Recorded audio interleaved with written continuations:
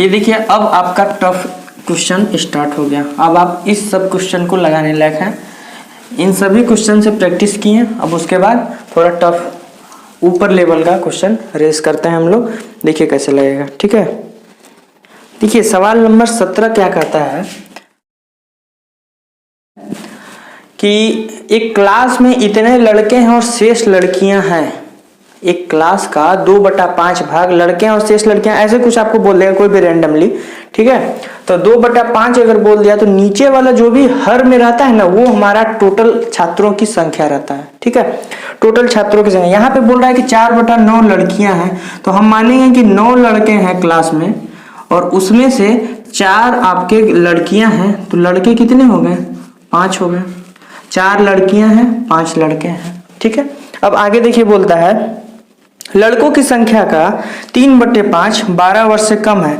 इसका 3/5 यानी कि इसी में से 3 लड़के ऐसे हैं जो 12 वर्ष से कम आयु के हैं, 12 वर्ष से कम है, ठीक है। ये हो गया। 3 लड़के ऐसे हैं जो 12 वर्ष से कम है, तो बाकी कितने बचे? 5 में से 3 ये हो गए तो 2 बचे। 2 ऐसे हैं जो 12 वर्ष से अधिक आयु के हैं, ठीक। ये लड़कों में हो गया। लड़कियों में देखिए बोल रहा है कि लड़कियों की संख्या का 5/12 12 वर्ष तथा 12 वर्ष से अधिक आयु के हैं। इसका 4 का 5/12 ये है 12 वर्ष से अधिक प्लस 12, ये 12 वर्ष से अधिक है, 12 वर्ष से अधिक के हैं। तो 12 वर्ष से कम वाले कितने होंगे? 4 में ही गुणा करेंगे। 5/12 है तो इसको 1 में से घटा के यानी कि 7/12 से गुणा करेंगे। ये लोग इतने हैं जो 12 वर्ष से कम आयु के हैं, 12 वर्ष से कम के हैं, ठीक ना, लेस 12 है, ठीक है, अंडर 12 है। ये 12 वर्ष से कम आयु के इसमें है लड़कियां इतनी और 12 वर्ष से कम आयु के लड़के इतने। अब इन दोनों को जोड़ दीजिए तो आपका हो गया सच्चू 28/12, ये हो गया 28/12 प्लस में 3, तो 12 3 36 और 28, ये हो गया आपका 64/12। 64/12 ऐसे बॉयज हैं और ये गर्ल्स हैं। टोटल छात्र ऐसे हैं जो -12 हैं ईयर, जो एज में -12 एज के हैं, ठीक है, अंडर 12 हैं। और सवाल में इसी का एक रियल राशि दिया है कि 480 लोग ऐसे हैं जो कि 12 वर्ष से कम आयु के हैं। तो 480 रियल है और हमारा रेशियो में कितना आ रहा है? 64/12। तो इसी के नीचे लिखेंगे 64/12, तो ये 12 कहाँ जाएगा? ऊपर जाएगा। फिर गुणा कर देंगे जो भी चीज पूछेगा। ये तो हमने लिखा है केवल इसके लिए, अब गुणा करेंगे जो पूछा है क्या? कुल विद्यार्थियों की संख्या का 5/18। तो कुल कितने लोग थे? 9। इसका कितना? 5/18, ठीक है ना, 5/18। काट पीट करिए। अब देखिए क्या आता है।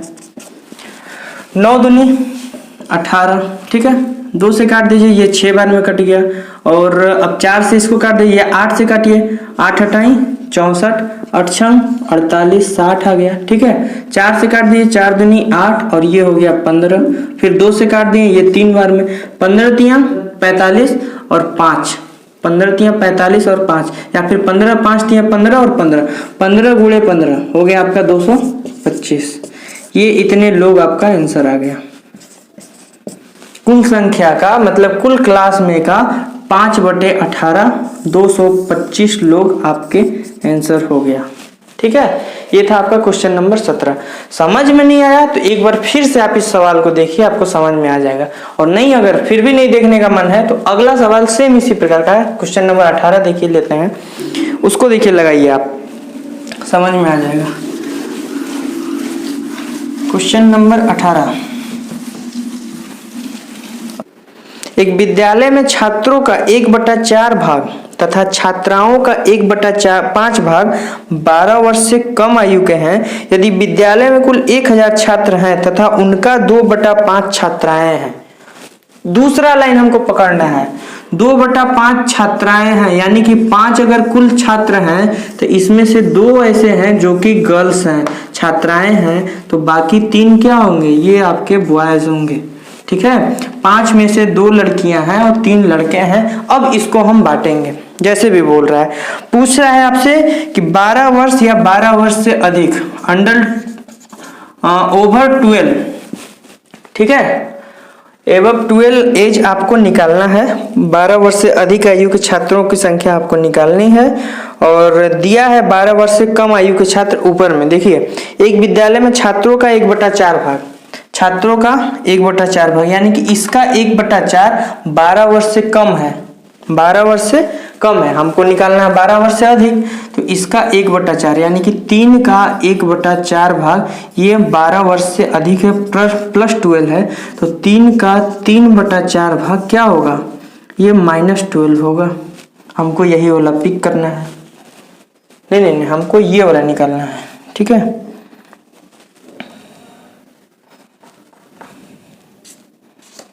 हमको ये वाला निकालना है और ये -12 है, मतलब 1/4 भाग 12 वर्ष से कम आयु के हैं, तो 3 का 1/4 भाग 12 वर्ष से कम आयु के हैं, और 3 के 3/4 भाग 12 वर्ष से अधिक आयु के हैं। हमको इसी पे फोकस करना है ना। लास्ट में पूछा है कि 12 वर्ष से अधिक आयु के कितने प्रतिशत छात्र हैं, और लड़कियों का 1/5 भाग, इसका 5 भाग यानी कि 2 का 1/5 भाग ऐसे हैं जो कि 12 वर्ष से कम है, 12 वर्ष से कम है, तो 2 का 1/5 अगर ये है तो 4/5 ये होगा जो कि +12 होगा। हमको इसी का मान चाहिए। अब इन दोनों का मान पूछ रहा है कि इन दोनों के मान कुल छात्रों का कितना % होगा, तो इन दोनों का मान निकालेंगे। 4 दूनी 8/5, 3 त्रिकी 9/4, ठीक है। 8/5 प्लस में 9/4, 8 चौको 32 और 9 पचे 45, 45 और 32 77 बटे में 5 को 20, 77/20 ऐसे लोग हैं जो कि 12 साल से अधिक हैं। कितने में हैं, 5 में, तो 5 का यहाँ गुणा कर देंगे। 77/20 ये लोग हैं कितने में, 5 में। इसी का परसेंटेज निकालना है, तो परसेंटेज 20 25 100, 100 से कट गया, तो आंसर आया आपका 77%। 77% लोग लड़के और लड़कियां ऐसे हैं जो 12 वर्ष से अधिक आयु के हैं, ठीक है। ये आपका सवाल था। अगला सवाल पे चलिए। अगला सवाल पे देखिए, किसी गांव में 2/3 पुरुष तथा शेष महिलाएं हैं, इनमें से 70% पुरुष तथा 60% महिलाएं साक्षर हैं। यह ऐसे सवाल दिया है और पूछ रहा है कि उस गांव में नौकरी करने वालों की संख्या कुल जनसंख्या का कितना % होगा। तो हमें निकालना है नौकरी करने वालों की संख्या, ठीक है। नौकरी करने वालों की संख्या हमें निकालना है। अभी सेव कर दीजिए, मिटा दीजिए और फोकस करिए नेक्स्ट सवाल पे। देखिए बोलता है किसी गांव में 2/3 पुरुष हैं, यानी कि अगर 3 लोग हैं टोटल उस गांव में, तो 2 मेल हैं और 1 आपके फीमेल हैं, ठीक है। 2/3 पुरुष हैं, यानी कि 2 अगर मेल हैं तो 1 फीमेल है, और कुल मिलाकर उस गांव की जनसंख्या कितनी है, 3 है। हम सवाल को आसान बनाने के लिए 0 0 0 बढ़ा देते हैं सब जगह, कोई फर्क नहीं है, कोई अंतर नहीं है। आप बढ़ा सकते हैं, 1 0 और बढ़ा सकते हैं, 2 0 और बढ़ा सकते हैं, क्योंकि ऐसे बांटने में आपको आसान पड़ेगा, ठीक है। अब बोल रहा है इनमें से 70% पुरुष साक्षर हैं, ठीक है। 1 0 और बढ़ा दीजिए आप, क्योंकि ये लंबा ले गया है तो आपको आसानी पड़ेगा। 70% पुरुष इसके साक्षर हैं, इसका 70% निकालेंगे तो कितना होगा, 7 दूनी 14, 140। 140 पुरुष इसमें ऐसे हैं जो कि आपके साक्षर हैं, ठीक है। तो निरक्षर कितने लोग हो गए, 60 लोग हो गए, ठीक है। महिलाओं में बोल रहा है कि 60% महिलाएं साक्षर हैं, तो इसका 60% 60 लोग हो गए, ये साक्षर हैं, तो निरक्षर कितने लोग हैं, 40 लोग हैं, ठीक है ना। अब आगे बढ़िए। साक्षर पुरुषों का 30% स्नातक है, इसका 30% यानी कि 14 तिया 42, यानी कि इसमें 42 लोग ऐसे हैं जो कि स्नातक हैं, ठीक है। तो इसका 30%, तो 70% इसका ऐसे लोग हैं जो कि स्नातक नहीं है, तो 42 इसमें से घटाएंगे तो आएगा आपका 98। 42 लोग स्नातक हैं, 98 लोग गैर स्नातक हैं, यानी कि ग्रेजुएट नहीं है, कम पढ़े हैं लिखे हैं, लेकिन है साक्षर 140 में से इतने, ठीक है। स्त्रियों के बारे में बोलता है, महिलाओं के बारे में साक्षर महिला का 20% स्नातक है। इसमें बोलता है कि 20% स्नातक महिला है, तो ये स्नातक महिला का 20% कितना होगा, 6 दूनी 12, 12 लोग ऐसे हैं जो कि स्नातक हैं, तो 48 लोग ऐसे हैं जो कि आपके स्नातक नहीं है। ठीक है, यहाँ 42 लोग हैं, यहाँ 12 लोग हैं। ठीक, आगे चलिए चलते हैं। अब बोलता है कि स्नातक पुरुषों का 20%, स्नातक पुरुषों का 20% और महिलाओं का 15% नौकरी में है।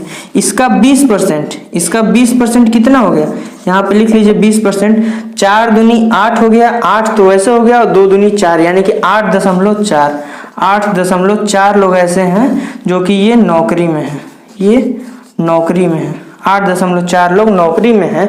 और इसका 15%, ठीक है, इसका 15% लोग ऐसे हैं जो कि नौकरी में हैं, यानी कि 15% कितना हो गया, 12 दूनी 24, 12 1.2 इसका हो गया और 6 यानी कि 1.8 इसका भी आ गया। ठीक है, ये लोग क्या है, नौकरी में हैं।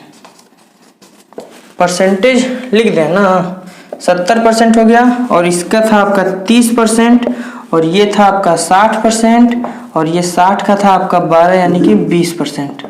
ठीक है, ये ऐसे परसेंटेज आपका लिखा हुआ है, बटा हुआ है। अब देखिए सवाल में बोलता है उस गांव में नौकरी करने वालों की संख्या कुल जनसंख्या का कितना प्रतिशत है। नौकरी करने वालों की जनसंख्या पुरुष और स्त्री दोनों मिलाकर कुल जनसंख्या का कितना परसेंट है। तो कुल जनसंख्या से परसेंटेज निकालना है, तो कुल जनसंख्या तो नीचे लिखाएगा और ऊपर लिखाएगा नौकरी कितने लोग करते हैं, 8.4 तो इसमें है और 1.8 इसमें है, तो 8 और 1 9 और 1 10.2 लोग इसमें ऐसे हैं। तो ये 2 जीरो से 2 जीरो कट गया, 3 से इसमें भाग दे दीजिए, 3 3 की 9, दशमलव में 1, 3 चौको 12, 3.4% लोग ऐसे हैं जो कि उस गांव में नौकरी करते हैं। ये आपका ऑप्शन नंबर 2 आपका सही है ये। ठीक है, ऑप्शन नंबर 2 आपका सही है। सवाल देख लीजिए, फिर से समझ लीजिए कैसे इसका डायग्राम बनाना है आपको, कैसे आप इजी वे में बिना गुणा भाग कुछ भी करके डायरेक्ट परसेंटेज निकाल के आप निकाल सकते हैं इस सवाल को। 2 सवाल और है और 3 सवाल रेशियो का है। देखिए अगला सवाल, एक कार्यालय में कर्मचारियों की कुल संख्या का 5/8 पुरुष हैं तथा शेष महिलाएं हैं। अब यहाँ से 8 लोग कुल कर्मचारी हैं, जिसमें से 5 ऐसे हैं जो कि पुरुष हैं, तो 3 आपके महिलाएं हो जाएंगी। ठीक है, ये अगला सवाल देखिए यही कहता है और इस पे फोकस करना है कि कुल हिस्से का कितने भाग तकनीकी कार्य करता है। हमको तकनीकी लोगों पर फोकस करना है। ठीक है, इसमें रियल कंटेंट कुछ नहीं दिया है। ठीक, आप देखिए कर्मचारियों का कुल संख्या का 5/8, अगर 8 लोग हैं टोटल, तो इसमें से 5 लोग ऐसे हैं जो कि मेल हैं, तो 3 लोग ऐसे हैं जो कि फीमेल हैं। ठीक है, शेष महिलाएं हैं, हो गया, ये पुरुष हैं तो शेष महिलाएं हो गया। बोलता है पुरुषों की संख्या का 2/5 भाग, इसका 2/5 भाग ऐसे हैं जो गैर तकनीकी हैं, तो इसका 2/5 भाग यानी कि 2 लोग ऐसे हैं जो गैर तकनीकी हैं, तो 3 लोग ऐसे हैं जो कि तकनीकी हैं, ये लोग तकनीकी हैं, टेक्नीशियन हैं ये लोग। ठीक है, 3 लोग तकनीशियन इसमें है, तकनीकी कार्य करता है। तथा महिलाओं की संख्या का 2/3 भाग तकनीकी कार्य करता है। महिलाओं की संख्या का 2/3 भाग यानी कि इसमें 2 लोग तकनीकी कार्य करता है। ठीक ना, और 1 लोग ऐसे हैं जो कि तकनीकी नहीं है, नॉन टेक है। ठीक, तो 3 और 2 आपके कितने हो गए, 5 लोग हो गए। 5 लोग ऐसे हैं जो कि तकनीकी हैं, कितने में, 8 में। ये हो गया आपका आंसर, क्वेश्चन नंबर इतने का दूसरा आपका आंसर सही है।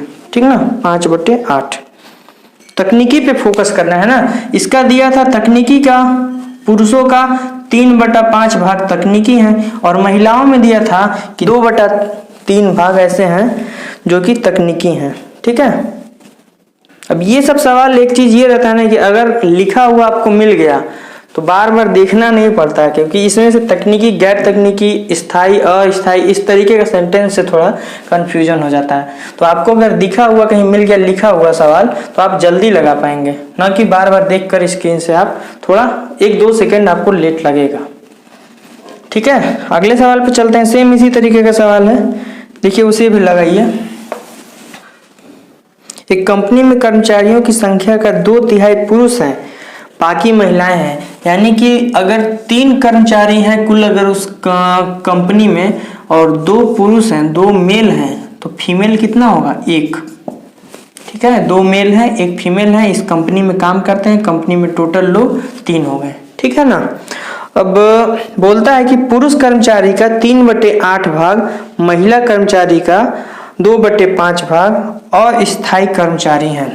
तो इसका 3/8, 2 का 3/8 और इस 1 का 2/5, ये सब क्या है अस्थायी हैं, अस्थायी कर्मचारी हैं। इसको गोला में रख दीजिए, अस्थायी कर्मचारी हैं गोले में।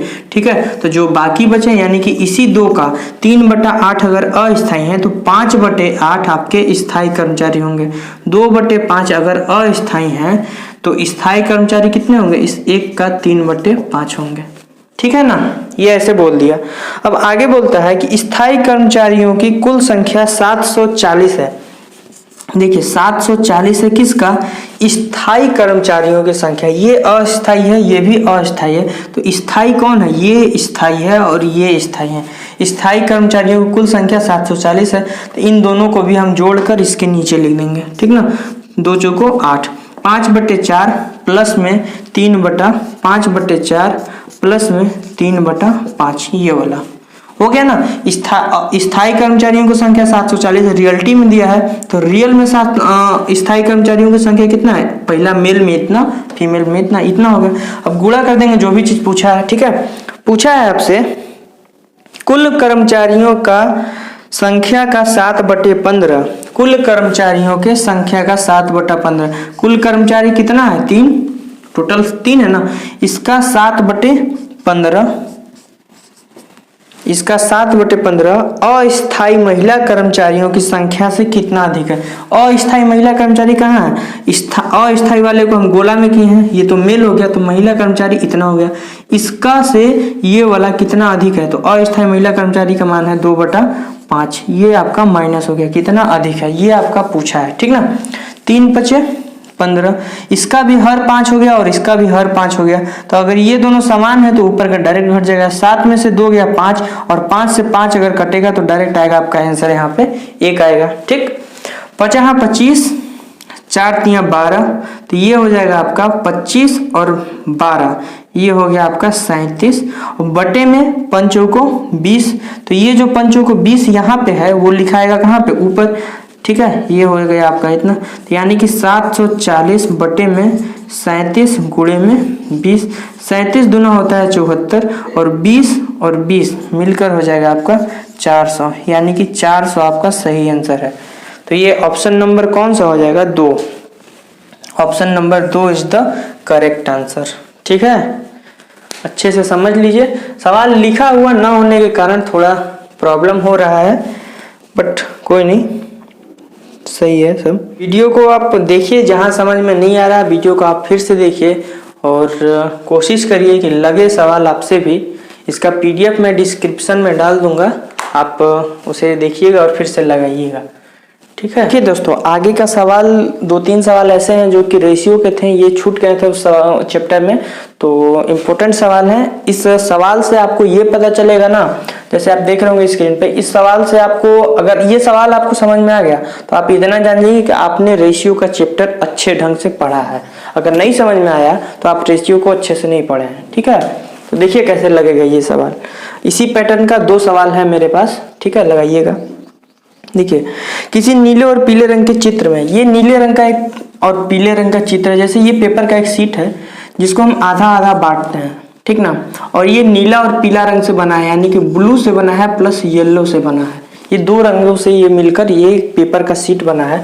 इसका ऊपर वाले भाग को हम अपर केस बोल देते हैं और इसको बोल देते हैं लोअर शीट है, अपर शीट है। ठीक है, अब देखिए ये बोलता है कि इस पूरे शीट में नीले और पीले रंग का प्रयोग 4:3 के रेशियो में किया गया है। 4 भाग नीला है और 3 भाग पीला है आपका। ठीक है, और बोलता है कि ऊपर वाले हिस्से में केवल 2 और 3 के रेशियो में नीला पीला है। ऊपर वाले भाग में 2-3 के हिस्से में 2-3 के अनुपात में नीला और पीला है, ये ऊपर का भाग हो गया। ठीक है, अब यहाँ पे ये देखिए, अगर 4:3 के अनुपात में पूरे शीट है जिसमें से 4 भाग नीला है और 3 भाग पीला है, तो कुल कितने भाग शीट का मान होगा, यानी कि पूरा पेज होगा आपका 7, जिसमें से 4 नीला है, 3 पीला है। ठीक है, अब हम इसको आसान बनाने के लिए 0 0 0 से बढ़ा देते हैं।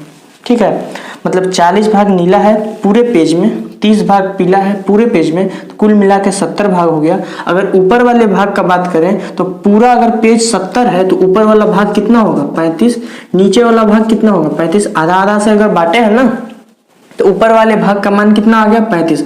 अब ये पेपर का मान है, ये कलर नहीं है, ये पेपर का मान आया। हम यहाँ से पेपर का मान निकालेंगे। पेपर का एरिया कितना था, तो पेपर 70 पार्ट में था, 35 ऊपर का पार्ट है, 35 नीचे का पार्ट है। ठीक ना, अब इस 35 के पार्ट को हम बांटेंगे इस वाले रेशियो में, कि अगर ये 35 है, पूरा ये एरिया 35 है, तो इसमें नीला और पीला मिलाकर कितना हो गया। ठीक है, तो यहाँ से नीला पीला का निकालेंगे, तो 35 बटे में 3 और 2 5, गुणे में 2, तो ये आ गया आपका। 2 से गुणा किया तो ये नीला आ गया, और 3 से गुणा करते तो ये आपका पीला आ जाता। तो जब पीला निकालेंगे तो ये आएगा 21, और ये निकालेंगे तो 5 7 इतना, यानी कि 7 दूनी 14 और 7 21, यानी कि नीला भाग ऊपर में कितना है, यहाँ पे ऊपर में कितना है नीला भाग 14, पीला भाग कितना है 21। समझ में आ रहा है ना, ऊपर का निकाल लें कि 14 और 21 के रेशियो में नीला और पीला है। कुल नीला कितना था 40 था, 40 भाग में से अगर 14 भाग ऊपर वाले में चला गया तो नीचे वाले भाग में कितना बचा 26। ठीक है, यही रेशियो आपका बन गया। अगर 30 भाग आपका पीला है पूरे पेपर में और ऊपर वाले में केवल 21 है, तो नीचे वाले में कितना होगा 9। यही आपका आंसर हो जाएगा कि 26:9 आपका नीचे के भाग में नीला और पीला का रेशियो है, blue versus blue ratio yellow. ठीक है, ये आपका सवाल था। सेकंड सवाल इसी के जैसा है, जस्ट आप उसे करिए। ठीक है, आपकी स्क्रीन पे देखिए ये लग चुका है। अब ये सवाल को हम फिर से नहीं समझाएंगे, क्यों, क्योंकि सेकंड सवाल सेम इसी के जैसा है, उसे अगर समझ लीजिए आप तो ये आप समझ जाएंगे। हर बुक में ये आपको मिलेगा, RS अग्रवाल के भी बुक में, HD यादव में भी है। संपूर्ण पृथ्वी पर थल और पानी का अनुपात 1:2 है, उत्तरी गोलार्ध में यह अनुपात 2:3 का है। ठीक है, तो दक्षिणी गोलार्ध में यह अनुपात निकालिए। अब सेम इसी प्रकार का सवाल है, देखिए कैसे करते हैं। 1 और 2 का रेशियो है, 1 है और 2 है, ये पूरे पृथ्वी का है, पूरे और पृथ्वी का। ठीक ना, ये किसका किसका रेशियो है, थल है और पानी है, ये थल का है और ये पानी का है। ठीक ना, तो पूरा मिलाकर कितना भाग हो गया 3 भाग हो गया। 1 भाग थल है, 2 भाग पानी है, कुल मिलाकर 3 भाग पृथ्वी का है। अगर 3 भाग पूरा पृथ्वी ये 3 भाग में बटा हुआ है, तो आधा आधा करेंगे तो 1.5 भाग इसको मिलेगा और 1.5 भाग इसको मिलेगा। अब इस 1.5 भाग में थल और पानी निकालेंगे और इस 1.5 भाग में थल और पानी निकालेंगे ना। ठीक है, तो इस भाग में निकालने के लिए तो आपको रेशियो अगला दिया हुआ है कि 2 और 3 के रेशियो में ये थल और पानी बटा है, उत्तरी गोलार्ध में बटा है। ठीक है, तो दक्षिणी गोलार्ध का पूछा है, तो अब हम यहाँ पे 1-1 0 बढ़ा देते हैं सब में। ये 30 हो गया, 30 में से 15 भाग उत्तरी गोलार्ध में है, यहाँ से ये 15 हो गया। ठीक है, ये अगर 30 हो गया तो ये 15 हो गया। 15 भाग उत्तरी गोलार्ध में है, और तो उत्तरी गोलार्ध में थल और पानी का रेशियो इतना दिया है, तो 15 बटे में 3 2 5 गुणे में 2 से गुणा करते हैं तो थल निकलता है। ठीक है, 5 3 15, 3 दूनी 6 रेशियो और फिर 3 3 9, 6:9 आपका उत्तरी गोलार्ध का आ गया। तो अब बताइए, अगर 10 थल है पूरे पृथ्वी में, 6 उत्तरी गोलार्ध में है, तो दक्षिणी गोलार्ध में कितना हो जाएगा, ये हो जाएगा आपका दक्षिणी गोलार्ध का। दक्षिणी गोलार्ध में अगर 10 है यहाँ और यहाँ 6 है, तो यहाँ से आप घटा दीजिए, 10 में से 6 गया तो 4 बचेगा दक्षिणी गोलार्ध में थल। और पानी देखिए, अगर 20 है टोटल पृथ्वी में, उत्तरी गोलार्ध में आपका 9 ले लिया, तो अगले वाले में कितना बचा 11। ये आपका आंसर हो गया। आई होप कि आपको समझ में आया होगा।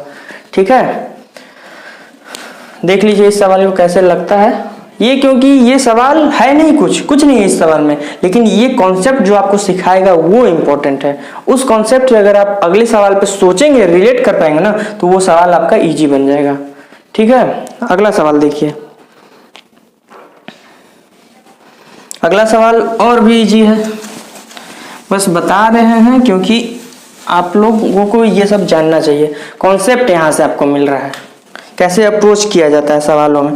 देखिए, बोलता है A+B का रेशियो बी प्लस सी का रेशियो, सी प्लस ए का रेशियो, ये रेशियो बराबर दिया है 6, 7, 6, 5। ठीक है, और बोल रहा है कि a plus b plus c बराबर 27 है, तो 1/a ratio 1/b ratio 1/c ratio what equal to what.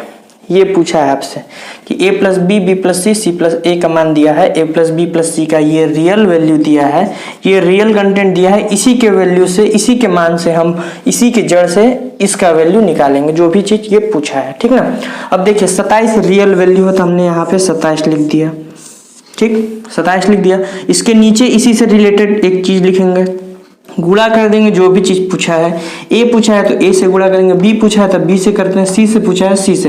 ये 3 बार में हमको करना है, तो ए बी सी का मान आएगा, फिर यहाँ पे मान रख देंगे तो ये आपका आंसर आ जाएगा। ठीक है, देखिए 27 दिया है, किसका मान दिया है, ये a plus b plus c का मान दिया है, तो हम रेशियो में a plus b plus c का मान निकालेंगे। कैसे निकलेगा, यहाँ पे देखिए अगर इन तीनों को हम जोड़ दें तो 2-2 ठो हो जाएगा सब चीज। ए एक है, एक है, 2 ठो ए, 2 ठो बी और 2 ठो सी, ये सब 2-2 ठो दिया है ना, और जोड़ के जैसे ही हम आधा करेंगे तो सब 1-1 ठो बन जाएगा। यानी कि 7, 5, 12 और 6 18, 18 का आधा 9, यानी कि 27 का वैल्यू ए प्लस बी प्लस सी का वैल्यू हमारा आ गया 9। गुणा करेंगे, अब देखिए पूछा है ए निकालना है, तो a प्लस बी प्लस सी में से हम अगर b प्लस सी को घटाएंगे तो a का वैल्यू आएगा ना, तो a plus b plus c का था हमारा रेशियो में 9 आया है, इसमें से b प्लस सी घटाएंगे, यानी कि ये वाला सेकेंड वाला नंबर 6 को घटा देंगे, 9 में से 6 जाएगा तो 3 आ जाएगा, तो ये आपका a का मान आ गया। ठीक है, b का मान सेम इसी के से निकालेंगे, 27/9 गुणे में। अब हमको निकालना है b का मान, तो b के लिए a और c को घटाएंगे तो b निकलेगा। ठीक है, तो a और c कौन है, ये है a और c, यानी कि 9 में से इस बार घटाएंगे 5 को, तो 9 में से 5 जाएगा तो यहाँ पे 4 से गुणा करेंगे, तो ये आपका आ जाएगा b का मान। c का मान निकालिए, c के मान के लिए हम फिर से वही चीज लिखेंगे 27/9। ये तो आपको लिखना ही है, इसी को पकड़ करना आप आंसर लाते हैं, तो इसे तो आपको लिखना ही पड़ेगा, मतलब इसी पे तो गुणा करके आप आंसर लाएंगे। ठीक है, अब गुणा करेंगे c से, c निकालने के लिए a और b को काट दीजिए तो c का वैल्यू निकल जाएगा। ठीक है, तो c में से निकालने के लिए a b को आप हटा दीजिए, तो 7 को हटा देंगे, 9 में से 7 को हटा दिए तो आया आपका 2, 9 3 27, 3 दूनी 6 आया c का मान। ठीक है, 3 3 9 आया a का मान, और 3 चौको 12 आया b का मान। अब यहाँ पे मान रख दीजिए, 1/9, 1/12 और 1/6, एलसीएम हो जाएगा आपका कितना, 12 25 60 बरछंग 72, 72 हो गया आपका एलसीएम। ठीक है, तो 72 से सब में गुणा कर दीजिए, 9 8 72 बरछंग 72 और 6 से करेंगे तो 12 12 में जाएगा। ठीक है, ये रेशियो आ गया 8 6 12, ये एलसीएम शायद गलत था। ठीक है, फिर से काट दीजिए आप इसे, तो ये आएगा आपका 4 3 6, ये आपका फाइनल आंसर आ गया। ठीक, 4 3 6,